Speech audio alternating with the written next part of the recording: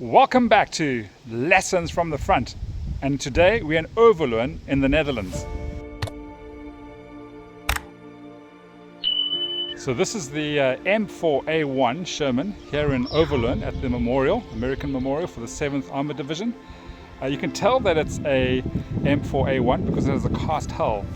This means that the entire upper part of the tank, including the front sides and rear, was made from a single large casting of steel. This is in contrast to other M4 Sherman variants, which used welded hulls. So these yellow circles on American vehicles in World War II indicate the bridging level that of a certain vehicle. Right. So in the case of the Sherman here, it's 30, which means it can drive on bridges rated for 30 tons and less. This tank has 4 lifting rings, one on each corner. We can see from these lifting rings that this tank was probably produced at Lima Locomotives in the United States, as each factory had a different style of lifting ring that they made for the vehicle.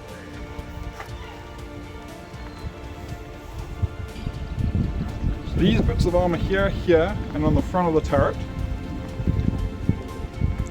are additional plates of armor that have been welded onto the hull afterwards. Yeah. This is because they noticed some flaws in the design. Okay.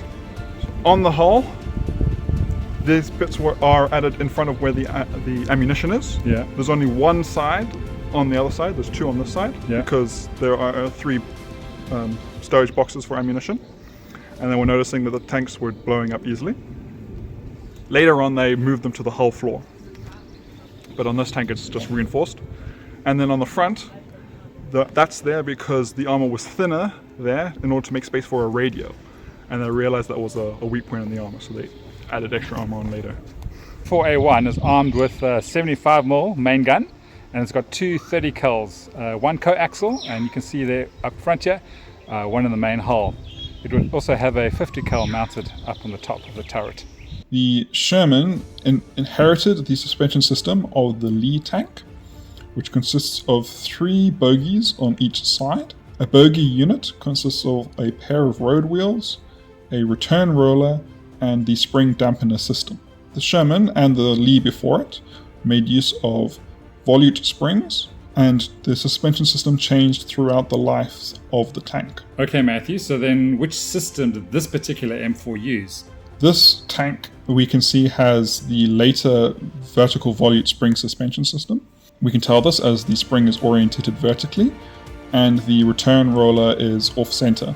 These, amongst other more minor changes, were done to accommodate the fact that the tanks were increasing in weight. The Sherman is famous for its reliability and ease of maintenance. Part of this is due to its drive system and its steering system specifically. The Sherman used a controlled differential system like most American tanks in World War II. This is an incredibly simple and robust system, even simpler than clutch braking used on most tanks, and extremely simple compared to the double differential on German heavy tanks. However, this simplicity has a few disadvantages, such as the fact that the tank must always have power on both tracks. This results in the Sherman and similar vehicles having wide turning circles, even at very low speeds. This is even more of a problem since the Sherman had a poor reverse speed. One thing that really stands out about the M4A1 is its tall silhouette. The Sherman was quite a high-profile tank compared to many of its opponents, and that came down to a couple of design choices. The suspension sat quite high, and the hull had to house a big radial aircraft engine, the Continental R975, as well as space for a fully rotating turret. All of this made the tank taller and more noticeable on the battlefield, but it also gave its 5-man crew more room inside and made maintenance easier, which is something the Americans really valued. I'll go into more detail about the crew positions when I take a look at the Sherman outside the Oosterbeek Museum in a future video. For a sense of scale, the M4A1 measured nearly 6 meters in length, about 2.6 meters wide, and stood around 2.7 meters tall. Weighing in at roughly 30 tons, it is still surprisingly mobile thanks to that Continental engine. Now, while this preserved Sherman is an impressive sight, let's shift to the gaming table. Here's my friend Dom's beautifully painted bolt-action version 3 model of the M4A1 Sherman, a fantastic piece that really brings the tank to life in 28mm scale. Dom paints superbly well, and if you'd like to see more of his work, including his German Panzer IV tanks, check out my previous video, The Clash at Musenbergstraat, which features an after-action report between Dom's Shermans and my British. And in bolt-action terms, the M4A1 is classed as a medium tank. It comes with a turret-mounted medium anti-tank gun and a coaxial MMG, plus a hull-mounted MMG for extra firepower. Armor-wise, it's a tough nut to crack at a damage value of 9+, which makes it a reliable choice for mid-war and late-war US forces.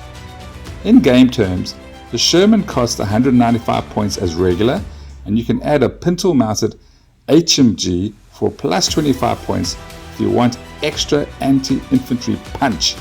Some versions also include a gyro stabilizer rule, which helps it fire more effectively on the move. Another neat nod to the real tank's design. It's not the heaviest tank on the board, but it strikes a good balance between mobility, firepower, and protection, just like the real Sherman did. And that's the M4A1 Sherman, standing tall at the Overloon Museum and making its presence felt on the bolt-action wargaming table. Before I wrap up, I'd like to thank my son Matthew for all the work he has put into making this video possible. It's also important to pause at the memorial to the 7th Armored Division, a place that honors their service and sacrifice. It stands as a lasting tribute to the men who fought here, ensuring their courage and memory are never forgotten. My dad and I really enjoyed our visit to the Overloon Military Museum. If you ever get the chance to go, we highly recommend it. Thanks for watching, and until next time, happy gaming!